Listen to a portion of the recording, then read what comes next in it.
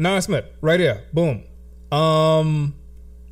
Light-skinned lady that essentially has yassified Mormonism.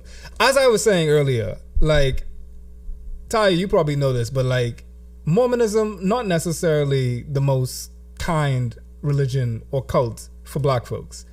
No. But here you have a situation where a biracial woman is like making Mormonism palatable for an audience that probably wouldn't have found it palatable to begin with. Like, what exactly, using now the theory part, what exactly is at play here? Like, when you have Nara like doing things like this, combining soft life with Mormonism and trad wife skullduggery. What do you think is at play here? I'm not gonna lie. I realize I've now seen her face before, but this is the first time I've ever got the context or seen what was going on. Actually, did you interview me for the video? I forgot now, but it's been a while. Like, this is kind of wild to watch, and a lot's going through my head watching it, right? Because several things are kind of happening. One, all right, so let me know I've had this straight. She's a biracial woman who married a Mormon and now does Mormon content as a like from the perspective of a biracial outsider, like learning how to be Mormon, right? Mm-hmm. So like it ends up doing 2 points. It's like both assimilation and also like advocacy. Because in one way, I think whenever I see a black person do some weird shit, is the way that won't get me like banned off of YouTube or like get you a channel strike. I'm like, oh, okay. Like, who are you around, or like, why? How does this make other white people comfortable? Because ultimately, if you, especially online, if you can do something that a traditional white person would do, you actually are probably going to have a bigger audience in some spheres on TikTok and Reels because you look different, right? Like Candace Owens, insert person here. You always know it won't be as big of a market as Just Pearly Things or like this or Ben Simmons, Ben Shapiro's cousin or daughter or whatever. Corporate needs you to find the differences between this picture and this picture. Intel has told us there are at least 7. Okay, I already see one. Give them. Okay. They're the same picture. But it's guaranteed. There's always some people that are like have some issue with their own black identity, or some white people that are like, well, you know, it can't be racist. There's a black person doing it. That like you can grab that audience. But then on the other side, which is a little bit more, I won't call it devious, but it's a little bit more peculiar, is this idea of also perpetuating this idea that like Mormons aren't anti-black, or like they don't have that, like, not that like every single one is, obviously, right? We're talking about systemically, you're talking about culturally, as if like this is like they don't, like they fuck with Ham, right? Like the Curse of Ham is an important part of their religion that it took a long time for them to even dismantle through the church, and I don't even know if like where they stand on the Curse of Ham, if like how they truly feel about modern black people becoming Mormons. I guess it's like fine enough now, but I don't know. You can tell me about that. They like claim it. Chat, you can verify this, but like I think at this point the Mormon church understand that you can't say the loud part, and you can't say what was once loud out loud anymore. So it's now become the quiet part. They've mollified it to an extent because like it was ostensibly shown throughout the ranks there can be no black people in the hierarchy. Like, I mean, just straight up. But now they've changed and they've adopted it because of the times, I believe. And maybe like I feel like the Mormons wouldn't have a problem recruiting because it's a factory in there. Like they're able to like recruit and create more Mormons at like a rapid face. Like they like the Toyota of cults. Like I'm talking like they have like a lean manufacturing type of thing going on. So like, and to your point about saying like the quiet part, or like, you know, making the loud part the quiet part, look at how they whisper through Nera, because imagine if this was, or you know for a fact there would never be a dark-skinned woman, right? Like that would get this same, like even if she did marry a Mormon, which like it's probably just as likely as marrying someone that is the Netflix shade of Hugh. But ultimately, right, by saying, hey, we totally accept black people, or like black people can be Mormon if you look like this, which like is biracial anyway, and basically, you know, it is looks Eurocentric. And like that it's almost like an appeasement. It's like, yeah, black people can stay, but the condition, as it always has been, the more you look like us, if you can play our game. And I think that's the insidious nature of it. Yeah, like that puts it actually like really like clear with it. Hold on, let me even show you all this part, because like I was watching this, and I think that this like, It's a bold strategy. like like honestly, like this is what first came to mind. It's a bold strategy, Cotton. Let's see if it pays off for him. Like basically, like essentially, I feel like it's almost like to the extent of like, part of me wants to think of a psyop. Like, oh shit, I still got this playing in the background. Part of me feels like it's a psyop. I just realized that like in the thumbnail, Saji's still in the thumbnail, and then like there's gonna be some people that are gonna come in and like see you, and then just be like, damn, Saji got like a lot darker. Hey man, that boy been on the sun. That's just hilarious. But like, yeah, like okay, Celine, I assume this is like a play on Celine Dion, but like Celine Dion said they started letting in black people in 1979, but they just can hold what positions, right? I assume, because like it's absolutely wild. It's absolutely wild, like for black people in proximity to white people and an ostensibly white makeup of an organization to have to sublimate their blackness and navigate it and perform it in such a way that is only useful to leverage their legitimacy as a white organization. So like I want to look at it with some nuance, because like you were saying something like kind of like put me onto it earlier. Folks like Nara are probably in community with very little niggas. Like I'm talking like the fact that like this is a Mormon like arrangement, I don't know where they are, but I assume that they're probably not going to be many niggas up around there. So the fact of the matter is, you're going to get this situation where you have to do things in order to survive in a white supremacist society, right? Mm-hmm. Mm-hmm. And if you're going to do that, then you have to figure out, am I able to perform whiteness? Am I able to perform anything close to whiteness? If not, then I have to just perform a complementary blackness. Right. And actually, the way you just said it made it hurt more, because it's like, how can I supplement or use my blackness in order to legitimize the whiteness of the church, or they're a church, of the Mormon church, which means basically it's like, hey, even in their white utopia, I'm actually still in the fantasy. I'm just a worker.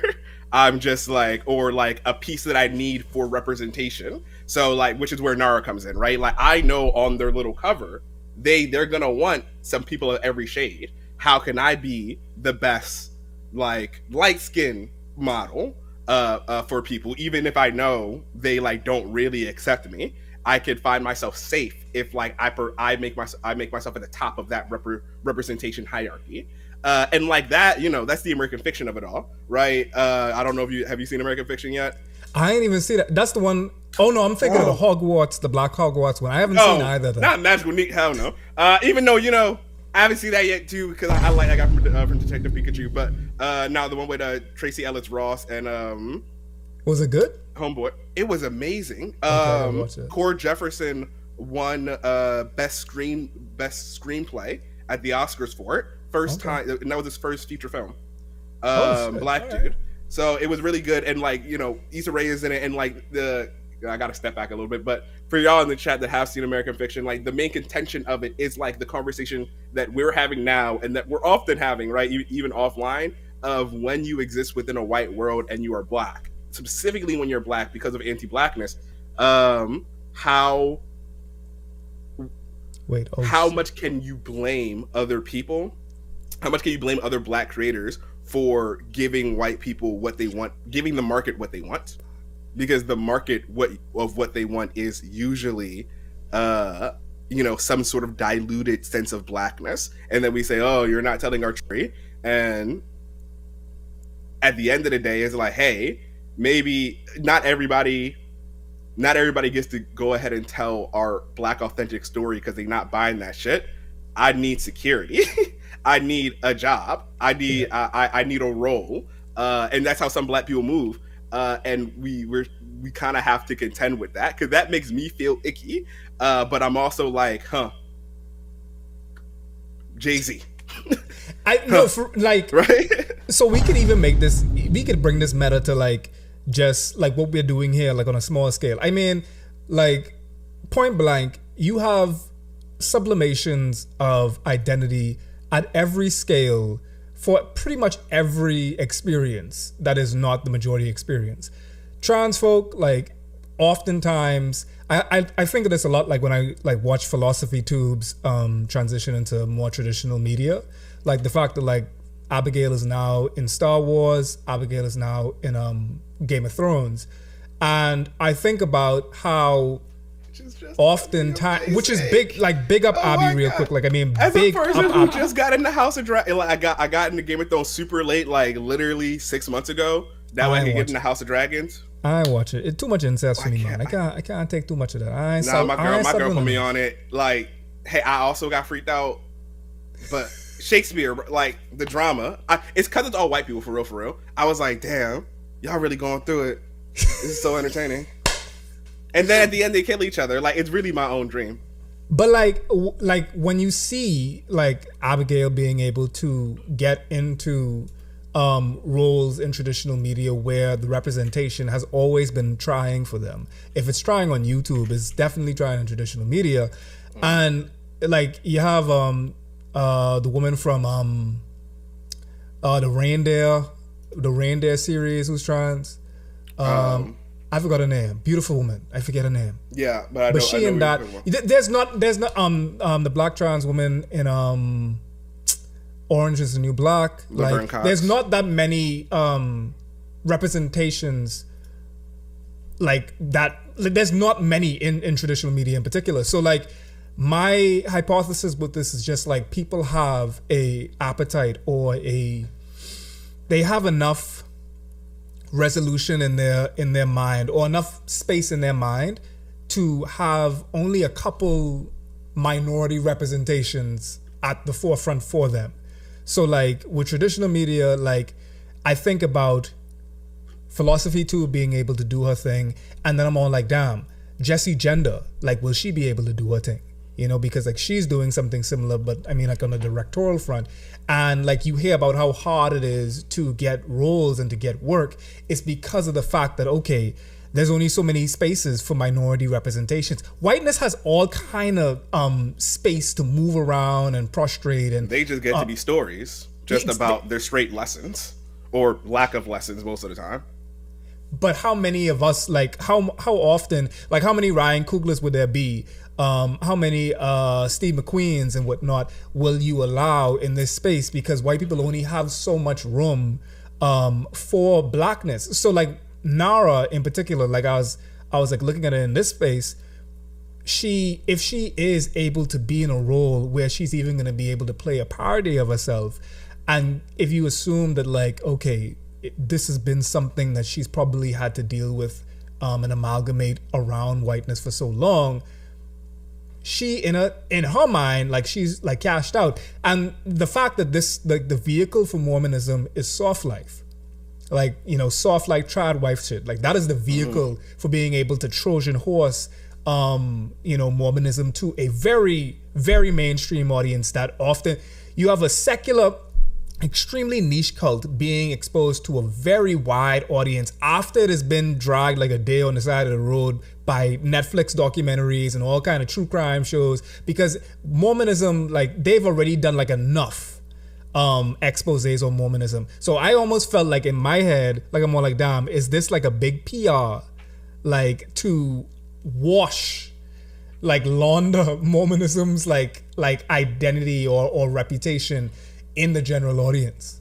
No, I hear you. Certainly to give it new life. And real quick, I want to take a step back because I didn't know if you had watched voice memos from the Void's new video, like top 10 like black films, or like her top 10 black films or top 10 black Canada or whatever. And you know what it made me think of? This idea we were just you were just speaking about how Ryan Coogler and we all, you know, and Jesse Jenner with identities.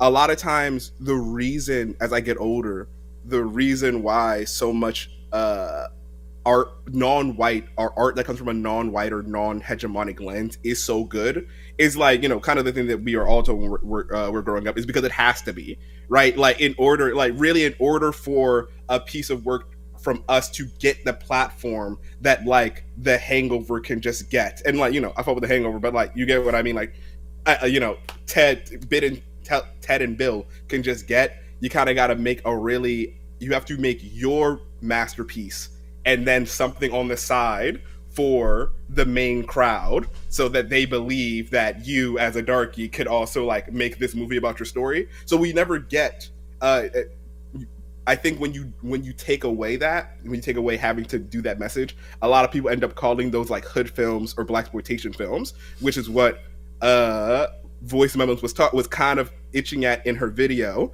I felt like saying that, hey, all black films don't have to just surround death.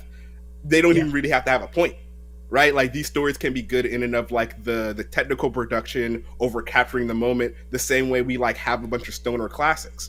But it is true that, like, in the business, as you and me are people that are trying to put content out into the world,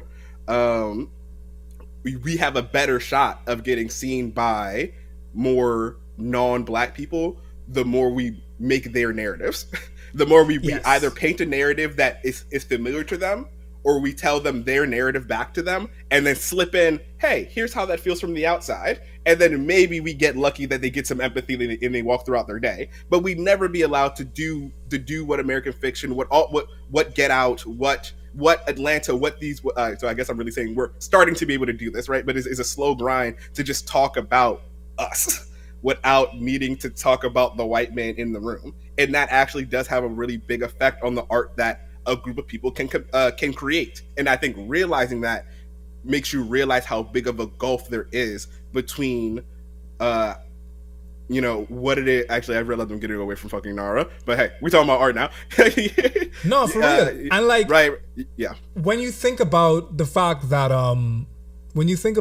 like what we do, like, to bring it, like, to ground it in the realism of what we're doing right now, to take it further, like, how often, especially, like, once you begin to make this your primary career, you quite often have to find a teeter-totter between how much are you going to play into a role that even you think is subversive, but it's not, you know? So, like, I still fit in a role no matter how much I do speak out against my roles. Like, I speak out about the Caribbean travesties of, you know, Jamaican Rastas smoking, that's the only thing that we got. But I am playing into the role as angry black man complaining about racism. And the more that you do this, the more you become a role in itself. You become a trope. And after a while, if you get that audience capture who only want to see you as that, and also don't allow you to explore outside of that. Like, we had a Laurenati insider earlier, and she wants to do, like, her retrospectives on Game of Thrones and things like that, and not House of Gods, what it called? House of Dragons. Yeah. And that won't get as many views as if she were to do something where she's, you know, talking about our pain. And we've seen, like, the fact that, like, if you want to get critical acclaim as well as just, like, blockbuster anything as a black person, you're going to end up having to go into those tropes of, as you were saying, struggle porn. Even Steve McQueen, like 12 Years a Slave, struggle porn or slavery porn or, you know, hood noir type of thing. Even though the fact of the matter is just like you had white people making mafioso films forever, but like they will still categorize when we make a power or when we do like a you know, menace to society or some shit like that. They will still. It feels like the worst form of gaslighting, because you can tell when you do your film history, you can tell the pitch was, hey, if we prove that we can make dramas, if we can make human tales that make white people feel shit, they'll be like, okay, they can make the tragedy. They'll let us make the comedy. They'll let us make the slice of life. They'll be like, okay, like we just have to show them we can make better shit than they do, and then they'll let us make whatever. And instead, the film, the theater industry kept saying, yeah, make it again and again. Can you make it one more time?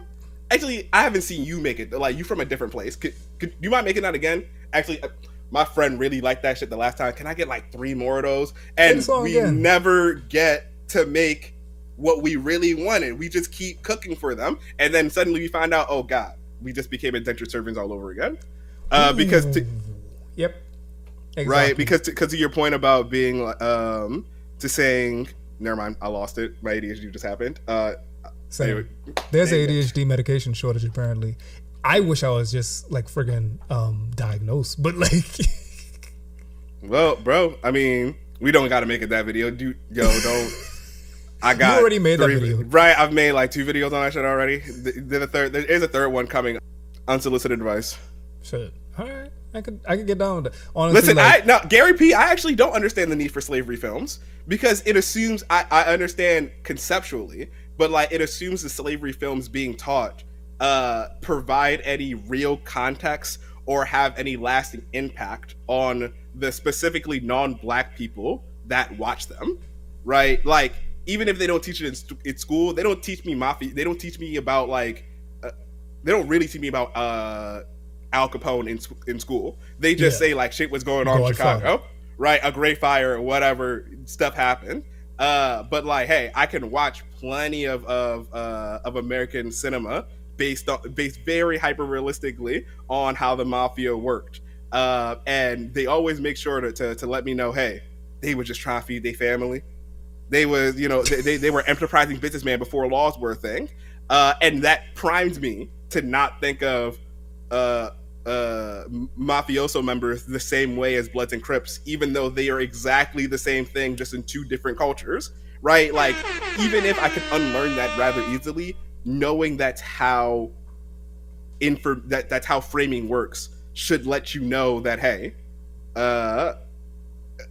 you just gotta rethink some things. Yeah, no, for real. Like, it's just the way. It's the same thing as like how you put when in the same way as you see when white people do crime and the way that it's displayed in news media and whatnot versus like when black people do crimes, the same thing. It's literally a different treatment. It's always like when white people do it, like it's a loving family and just like something went wrong, like they were disturbed, they were going through a tough time. When black people do it, it's like essentialized into our nature. I am aware that I am trying my best as a struggling actor to become Will Smith, because like literally like. Matter of fact, you kind of look like the third Bad Boy. Like, oh, that's hot. You know, like if you added Martin Lawrence, young Martin Lawrence with Will Smith, you kind of do get a foreign. Anyway. I'm for it. And you know what's sad about it? I'll do it. Like, I mean, like, that's like the sad. Because, I mean, like, Bad Boys went super platinum. Like, I talking like... That's what I'm saying, right. Back, like, it's certified. Hood classic, Bad Boys. Bruh, and like, the thing is, like, let's, like a recap from because if you've watched it, like, I want to hear your take, but, like, a recap from me is essentially like, okay, you get some of the worst acting you've ever seen from Will Smith, right? Like, the worst emotive, like... All of this is just absolutely him phoning it in. You know that this man is tired. This is a man that is tired, that's been dealing with the stresses of being Will Smith for far too long, and also having to deal with respectability politics and the prostration of his own relationship and child life and all that for quite too long. He needs to pack it up. He needs to be in the producer's chair. He no longer needs to be inside the acting chair, at least right now, until like he gets his shit straight. Okay, so you got that. Martin Lawrence, I mean, I don't know what happened there. I mean, he at least played like a more prominent role, but like, I don't know, like, I know he had a stroke recently, apparently, but like he played like this, like, okay, Will Smith got to save Martin Lawrence for pretty much the entirety of the film, and like they just like shucked and jive him all along the place for the whole time, right? I didn't realize it was gonna be this bad of propaganda. Once I found out that, I said, okay, Bad Boys is actually in reference to propaganda. Like they are not only police, they are super police. They're like FBI niggas, right? I'm just like, God damn. I said, okay. Were you saying you watched the original one or the new one? Or? The new one. Okay. I didn't know anything. I'm not gonna do no spoilers because I want to say this shit is already spoiled. Like, I mean, like, I didn't know it was gonna be a propaganda film. I didn't know because I've never watched Bad Boys, right? That's what I was gonna say, yeah. And then I found that out, and I was just like, okay, I know what I'm getting into. Can I order a drink or something like this? Because this shit's gonna be long, right? And like, my wife is over here just eating this shit up. She's probably watching, but yeah, she's eating this shit up. And then she's like, it's gonna get better, it's gonna get better. No, it does not. It get worse. It gets worse with every turn. Like, yet again, like the worst action choreography I've ever seen. These men are stiff. These men need lube. These men need WD-40 on their joints. Because like the action sequences are very stiff. They are not anything that like, you ain't getting the best of any of these actors right now. Like Martin Lawrence walks inside the road and Will Smith has to capture him, and like literally Will Smith doesn't even care enough to get mad on screen with Martin Lawrence. Will Smith throws away every line and every opportunity that he has. Like literally there's a chance where he's talking with his bastardized son, like a son that he does not know, right? And then he's just like he's telling him like, listen, do not kill yourself. He's talking to his son. He's like, you don't have to kill yourself in this mission. And like he phones it in. It's just like the saddest I was just like, listen, Will, come on, man. Just give me something. Give me something, man. But because I grew up on Bad Boys, I'm like, yeah, that's like I do think about police niggas riding in a police car with Bad Boys. Oh God! But like, here's my theory with that though, right? Like, one, you know, as we get older, you know, we're encroaching 30, so we gotta start having grown up talk. The unks, today we call them liberals, but like our unks low key have always been, you know, a little bit too comfortable with the status quo, right? You know, rest in peace, Uncle Phil. But if Uncle Phil was still alive right now, he probably would say he probably might say he was uncomfortable with some people in some bathrooms. We would have to teach him, but he would say pull your pants up. Yeah, he would say pull your pants up. You know, like. And that's why I do like the new dichotomy of like there's now like liberals and now progressives instead of all of us just being blue, because I'm like, yeah, that's a liberal movie. Like as I get older, I'm like, oh yeah, a lot of movies that I grew up watching were liberal, and like that meant at the time, like yeah, they were on the right side of most of the things my parents were teaching me. But now that I'm older, I'm like, dang, y'all really care about like individualism or money or power like a little much to the detriment of the story. And I'm like, oh wait, that might be the point. But so that's one.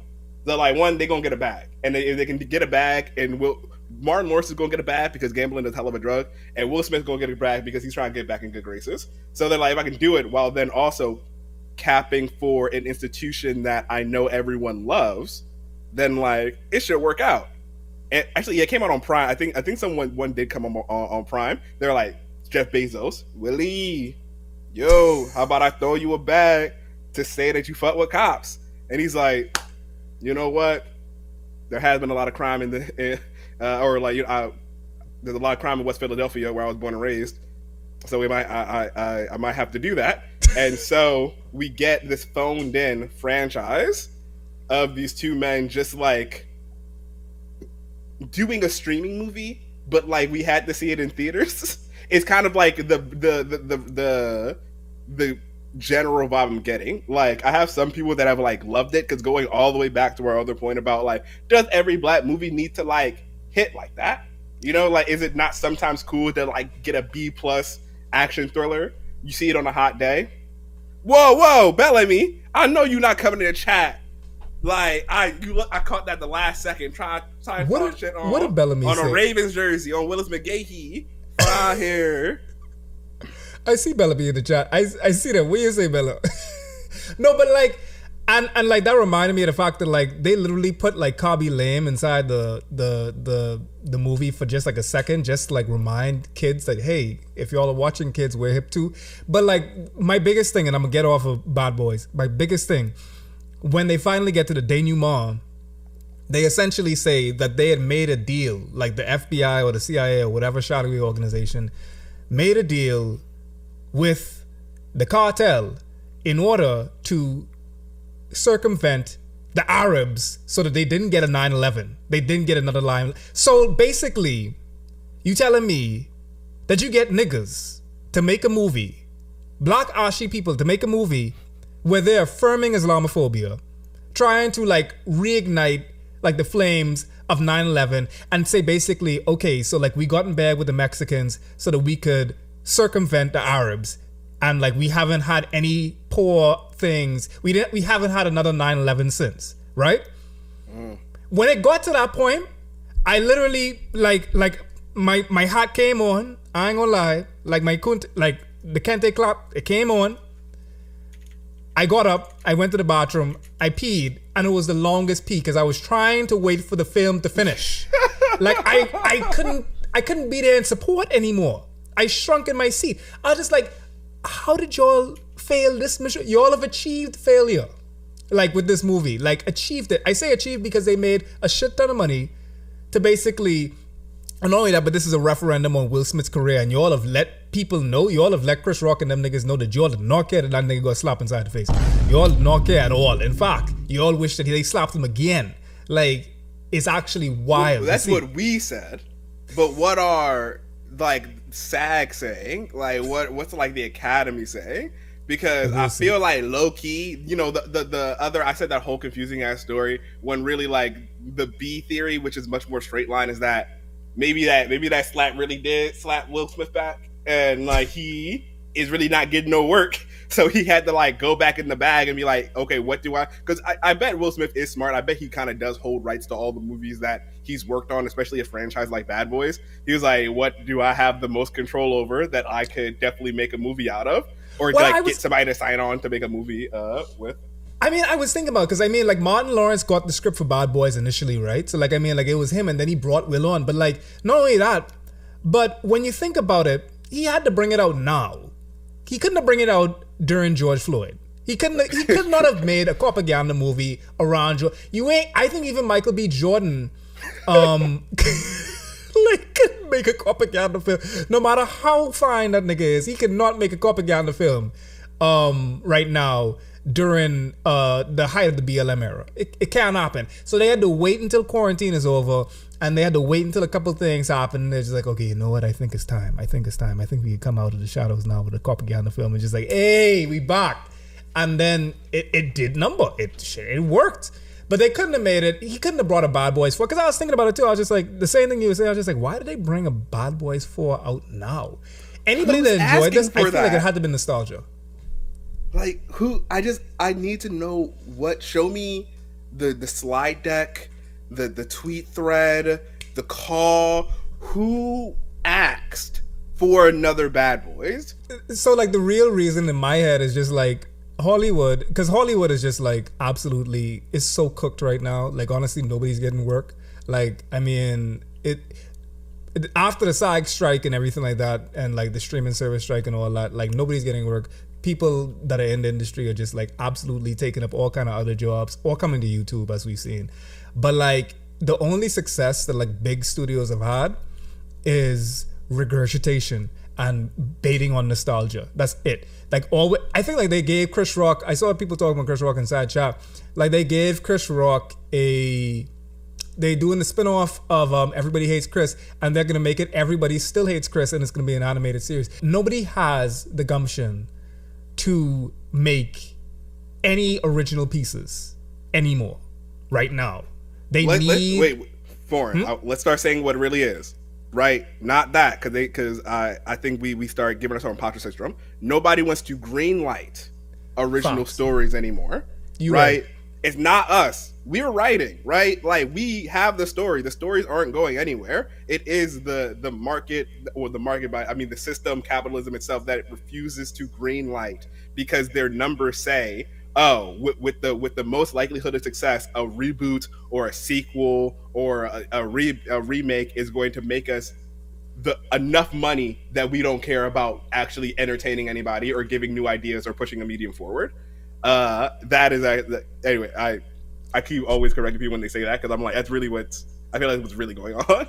No, you're right. Like, actually, that is like right, because like you don't want to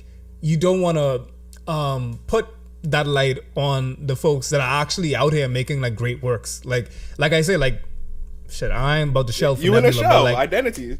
Like, yeah, exactly. Identity is coming out. Like, all of these like big works are happening, and it's just like we need the backing and the support, but they don't want to take a risk on that. And yeah, it's very difficult to make art at this point without being able to feed yourself at the same time. The art that comes from that place is a very rare thing to happen. Like when you have starving artists that just is like feeling they're like one break away from making it into a sustainable platform, you're not gonna get that much anymore, in my opinion. I mean, people are always struggling, like you know, the best of the best. Like people always try to talk, like the conservative trope is always like, oh, you know, hard times make great art.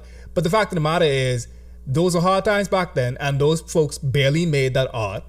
Nowadays, it's probably some of the hardest times, and people do not have the luxury of starving and also making the art at the same time. So the art that you're gonna get is very safe art that we think is going to be successful, even if it looks risky. I don't know, maybe there are some folks that taking risk, but I don't see it that often. I mean, they usually can take the risk. Like if somebody takes a risk, it's usually because they can take it. And you know what? I think like that's even a real thing you just said.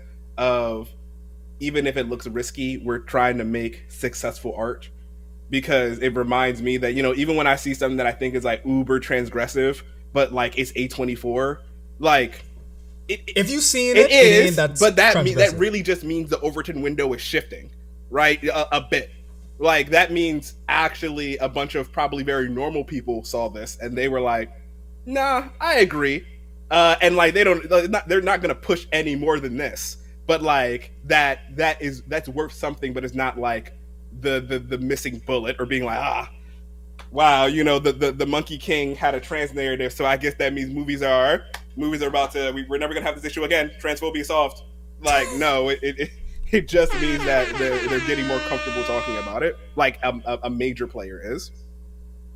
And like, okay, yeah. even to like bring this like full circle into Nara right now, you essentially have a situation where a biracial black woman is now able to get a paucity of success off of performing somewhat beige wealth. I won't call it black girl luxury, but beige girl luxury, which is very coveted.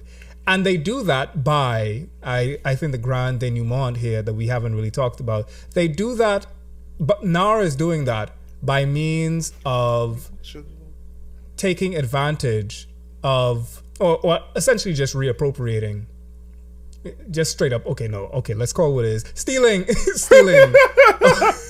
I'm trying to find a way how to pilot it, but there's really no way of doing it. Like just straight up stealing. And she's stealing? She really half white. That's crazy. This is it right here. Against myself, held my tongue, and chosen neutrality in my political beliefs, all in order to be liked and more palatable. And even then, someone would have hated the way I hold my knife, or that my wooden spoons are stained, because you never win the likability politics. I may be all these things, but I'm not a liar. And fortunately, your feelings about me do not alter the truth. I do not mince my words. If I said it, trust me, I will stand by it. Nara Smith was making kale salads with lemon juice and olive oil before she started stealing content ideas from small content creators. I'm not gonna hold you. Now, I know she's not slow, and she intentionally misconstrued what I said with the comment about not being the first to make boba, because she knew you would run with it, and gallop you did. to come and tell me I'm not the first to do anything after I said that 7 million times in that same video. I understand that some of you may be victims of Angie's education system, and some of you were the children who were actually left behind, so listening to understand might be a challenge. I can sympathize with that. Pattern and recipe may sound the same to you. Nara, it is very apparent that you're not the first person to make boba, because I think the first person who made boba to drink through a straw made sure that the boba could actually fit through the straw. You don't need to tell us that.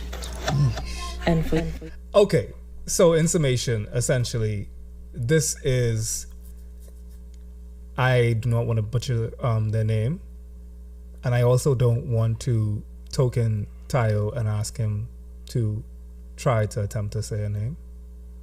Which would be tokening because she's South African and I'm Nigerian. I do believe it's Oneswa. I just didn't want to do it. I just wanted to save you the space just in case you knew. But anyway, she's the creator that people have been speculating Nara Smith has been stealing from. She's a South African woman who grows and forages for her own food and really makes her meals from scratch. And my sister knows how to... Okay, yeah.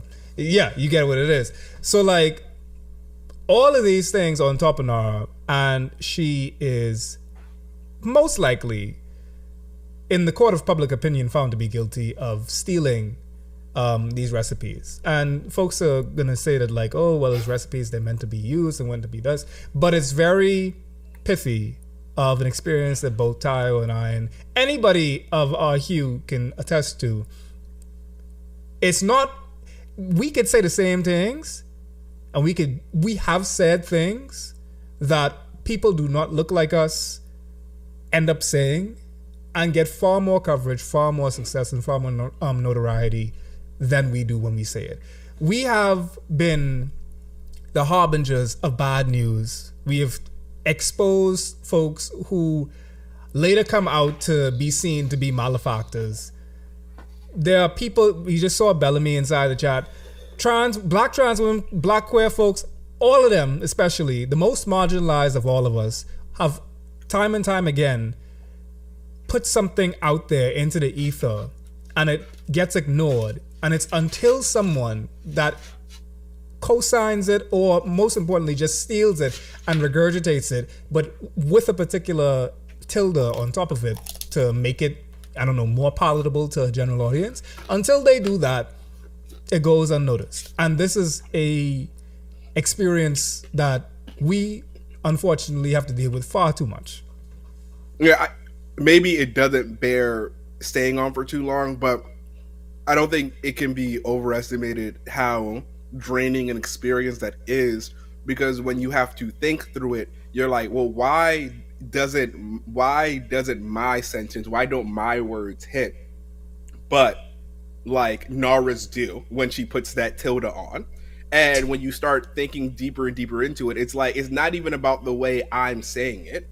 It is the fact that I'm saying it, and whatever way I'm saying it has already been configured. I know I'm saying a lot of the same words, but my tone, the way that I construct my words, they don't like looking like that at all. They like my ideas, but they would never want to sound or look like that. So it is, as soon as you take my already good idea and just make it look anything not like me, or just tell me it doesn't look like a nigga, then all of a sudden they like it.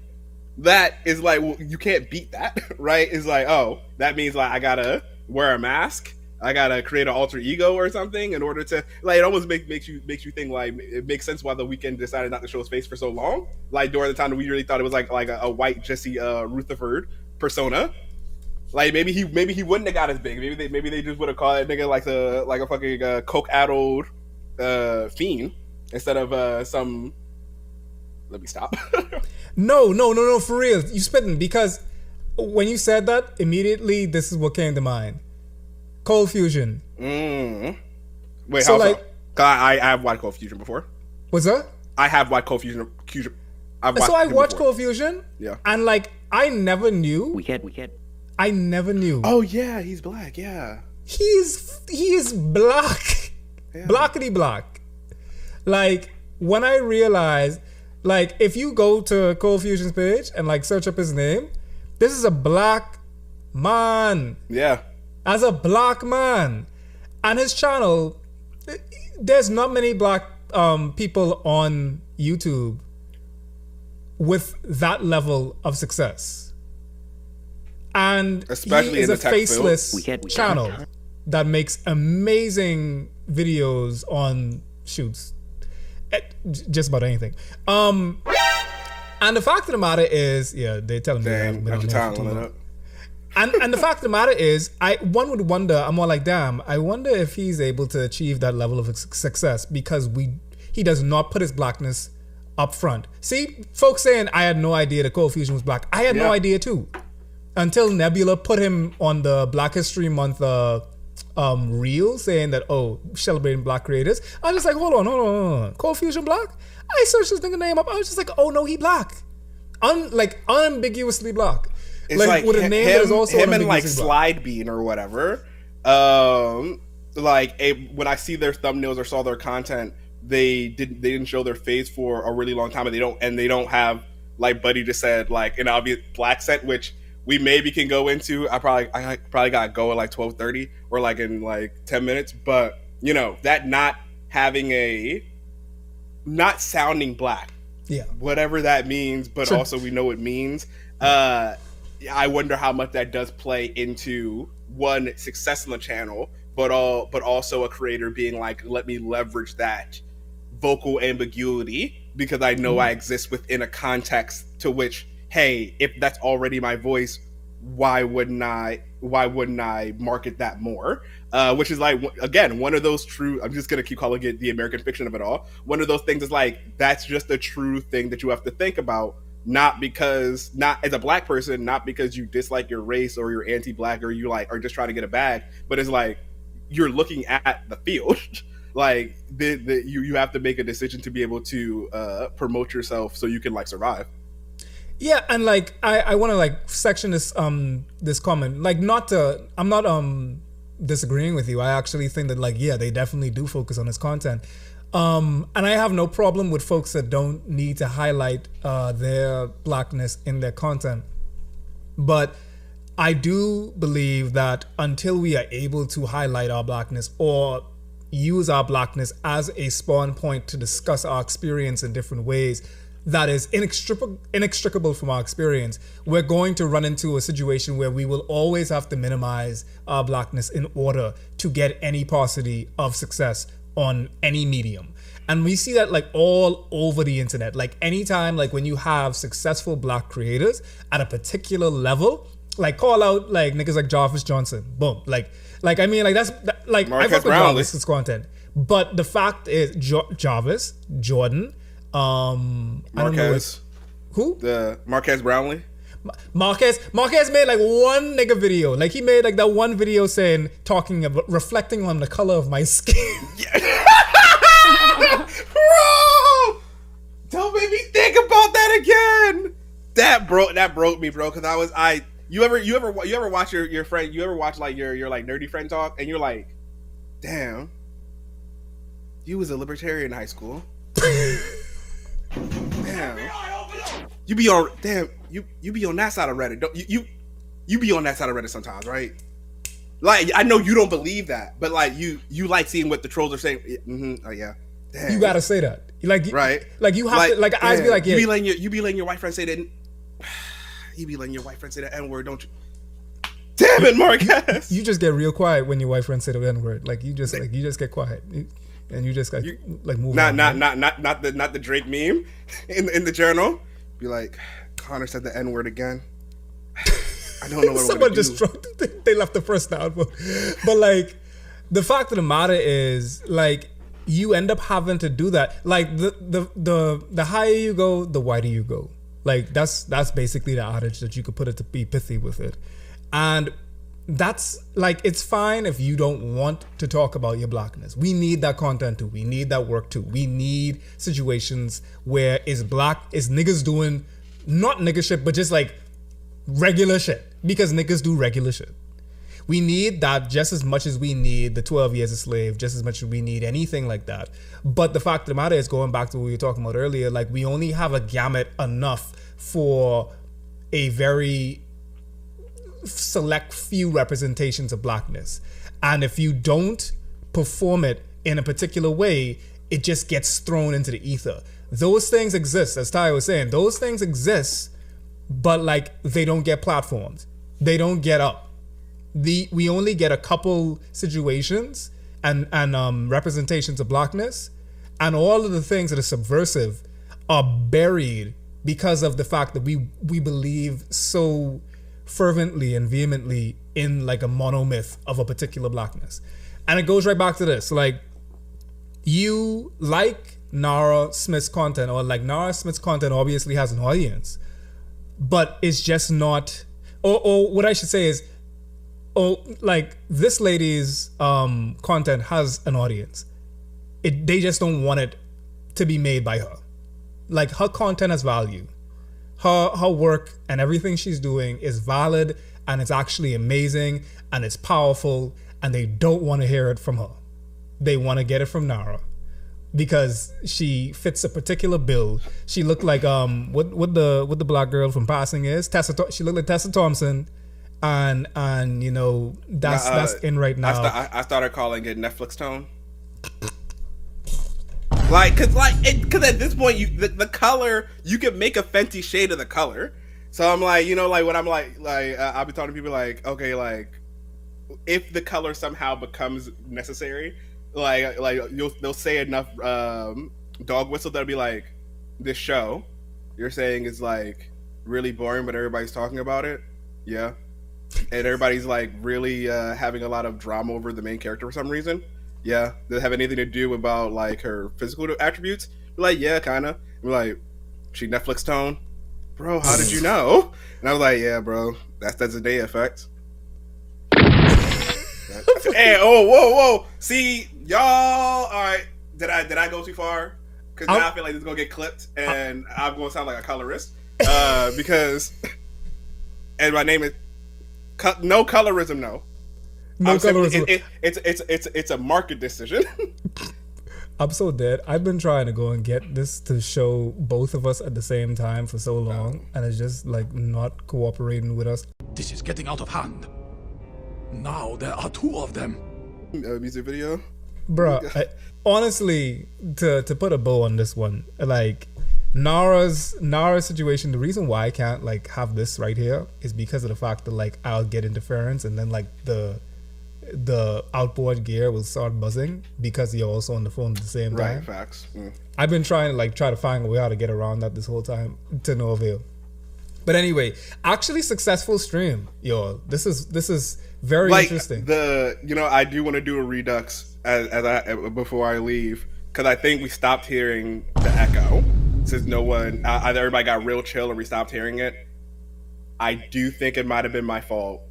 I realized at some point that like on the screen you're sharing with me, I had the volume up, which was making an echo because it's still feeding. Okay, let's. So y'all just heard an echo, but now y'all shouldn't hear an echo anymore because I turned the volume off on my stream on my computer. Is that true, chat? So I'm glad that eventually. Is that true, chat? Yeah, because I put the speaker on. I'm just asking. So I'm glad I gave you guys. Wait, I can't hear you now. Okay, no, they're saying no, they could still hear. It's still echoing. Okay, never mind. All right, they still are hearing it. Wait, whatever you did, don't do that again, because now. Nah, they said he was still echoing. Okay, all right, never mind. All right, no, he's not echoing anymore, chat. Y'all chill out. All right, then, fine, no problem. All right, we're leaving on a high note. This was fun. This was fun. We gotta do this again. Big up yourselves, chat. Big up all of y'all.